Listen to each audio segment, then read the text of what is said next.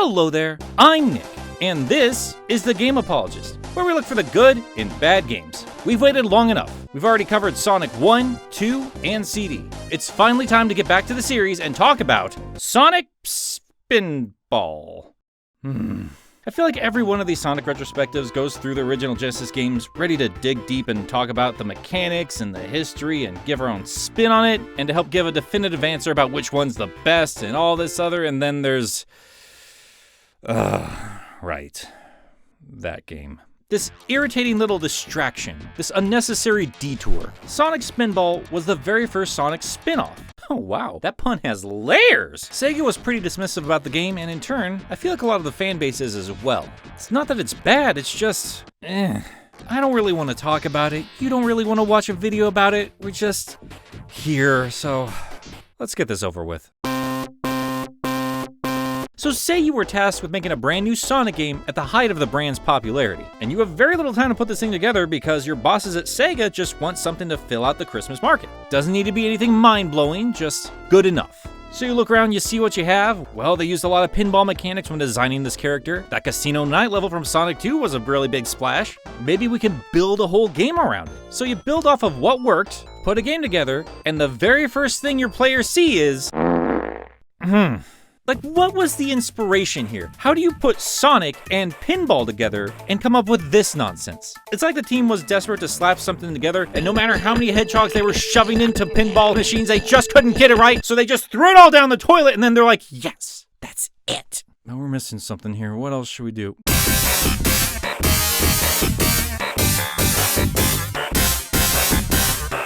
Look, I get it. Sonic is making his way through the underbelly of a fortress, and good for them for sticking so firmly to the story. Obviously, that's why we're here. Story is, Sonic is trying to make his way through the Vago Fortress, which sounds like a as seen on TV kitchen product, and looks like the backdrop of a death metal cover. Alright. I know this is a personal gripe, but it's very obvious the core Sonic team did not work on this title. The sound design, level design, physics, the entire game has this grimy metallic Genesis feel you'd find from Western developers of the day. Now maybe some of you like the look and feel of this game. Let's look at a more universal complaint, the difficulty. You'd think with only 4 levels and having a pinball you can actually influence mid-air, this game would be a breeze, but that's not the case. Not at all. The physics, while serviceable, just feel off. They're sluggish, especially if you just got done playing Sonic 2 with its slick and smooth momentum. And while there are only 4 levels, they're all super long, and they require you to do some fairly wacky things to grab emeralds that you need to progress through the level. And the game is very unforgiving with lives. Spent half an hour on a map only to lose a life? Well, back to the start for you. Pinball is a brutal and unforgiving sport. Of course, none of this is enough to really call this a bad game. And that's because, spoilers, this is not a bad game. It's divisive, it's a pain in the butt, but not a bad game. It's just different and fun. Not stellar, not great, just fine. And because of that, it doesn't really give you a whole lot of motivation to go back and play it. Honestly, I wasn't even sure I would even cover this game because I really didn't know what else to say that hasn't already been said. But we're here, and I obviously made a video for a reason. So, let's get to the good.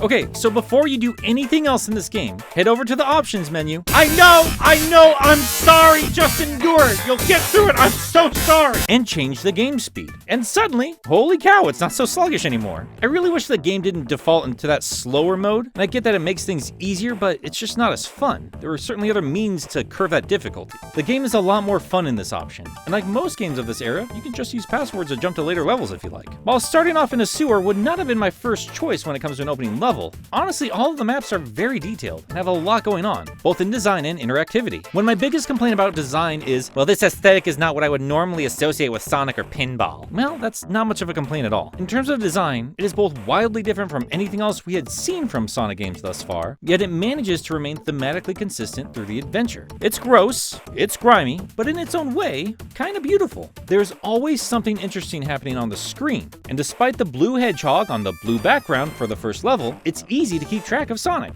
And as a kid, I thought this was kind of cool. I liked having a Sonic game with a somewhat different art style. And while I did rag on the sound, honestly, most of it isn't bad, just that options. Ugh. And while I prefer the original noises, I gotta tell you, I always love Spinball Spin Dash.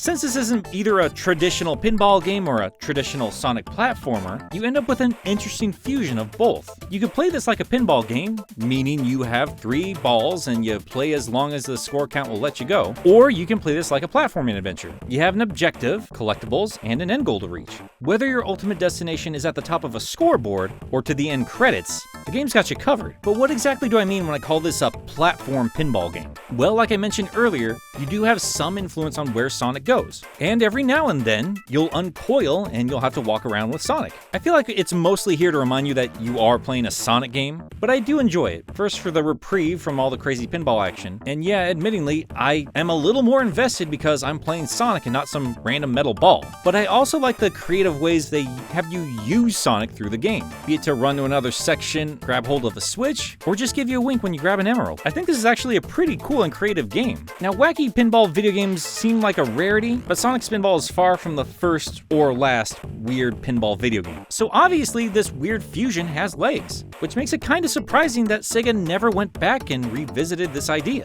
I mean, sure, we got that Sonic pinball game on the GBA years later, but that's just regular pinball. And we did have those cute little moments in Sonic Adventure, but again, not a full game. There's never been a true sequel to Sonic Spinball, which is a shame because I feel like they made a lot of things work well, and I think a sequel would have really tightened things up. Even if this wasn't the first out there digital pinball experience, they really went wild with the potential ideas that could come from this fusion. And if you wanted a little more of a traditional pinball experience, they kinda have that in these goofy little mini games. Yes, that's right, this pinball game's bonus game is a different pinball game with an actual ball and different physics and a different perspective, making this a somewhat difficult transition between the two playstyles. Well, whatever, it's still a neat little extra, and it's the only place in any Sonic game to feature the beloved American characters, and a chance to knock out Robotnik's teeth. Alright, I know this is a weird thing to focus on, but now that I'm thinking about it, they got real weird with Robotnik in this game, and I love it. Outside of playing his dentist in the bonus section, you also have to fight a giant scorpion with his face, and these weird glowing heads in a furnace that look exactly like him, and the big man himself. And I mean that quite literally. Robotnik is much larger here than in any of the other Sonic games. And while that's a weird thing to point out and praise, I'm gonna do that. The massive size difference between Sonic and Robotnik was a nice reminder that Sonic was indeed a hedgehog, and they tend to be much smaller than people, and this in turn makes Robotnik a little more imposing. This also works for the game since this is a pinball table, and you probably need a larger target for what they're trying to do here, and when I think about it for 2 seconds, I can understand why they wouldn't want Sonic to be closer to scale with a real-life hedgehog. And I'm spending far too much time on this weird little detail, but I noticed it, and I wanted to talk about it, so there you go. What other needless random nonsense can we talk about? Oh, I got one. Why did they have 2 different but eerily similar covers for the Genesis and Game Gear versions of this game? I mean, they had different covers for Game Gear versions of Sonic 1 and 2, but they had completely different scenarios playing out. Here, they had the late great Greg Martin create 2 different covers, basically showing you the same thing. The Genesis one had Sonic with that more rounded, thin shark quills that we've seen on all the American covers, and a more traditional Robotnik. But on the Game Gear one, they had a more traditional Japanese Sonic, you know, where his quills actually have a little volume to them, and that goofy American Robotnik design they used in some of the cartoons. I don't get it. Oh, and that reminds me, there is a portable version of this game, and it's fine. Unlike other Sonic Game Gear titles, this one's actually a carbon copy of its more advanced sibling, so there's not a whole lot to talk about here. Back then it was cool because you had a console game on the go, but even that was a pointless feature once Sega brought out the Nomad. And if the physics are a little off in the Genesis version, they are way off in the Game Gear version. Again, it plays fine, but honestly there's really no real reason to play this version of the game when you can play the other version just about anywhere else. Unless you're a weirdo like me who likes remakes of console games, not a whole lot to see here. Maybe we'll talk about it again in some future episode, but for now that's really all you need to know. Regardless of the version, what we got here is still a solid time, and it holds up well today. And in fact, it might play even a little bit better today depending on how you play it. The original release doesn't have any save states, but that's certainly an option nowadays. And it's not like you need to illegally download it or anything. Say what you will about Sega's excessive re-releases of Genesis games and collections and what have you, but they've made this game readily available on just about everything. And even if you want an original copy, well, they're still super cheap. If you've never tried it and it sounds kind of cool, give it a shot. It's not going to change your life, but you'll probably have a good time for a few hours. And if it's been a while since you tried it, maybe give it another go. Honestly, I had no idea I could speed up this game, and I had a way better time. I was not looking forward to this episode. The idea of jumping back into what I always felt was a largely inconsequential game turned out to be a really fun time. But that's all I got for now. Next time we tackle this series, we'll finally talk about the game you've all been waiting for. That's right, baby! Mean Bean Machine!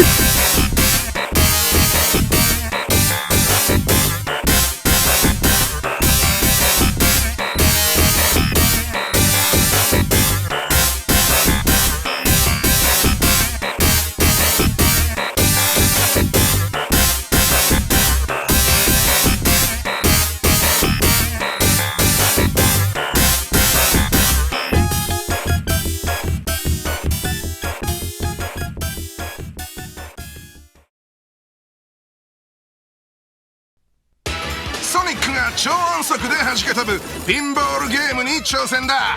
アメリカ生まれのファンキーアクション、ソニックスピンボール。メガドライブからソニックビンゴプレゼント実施中。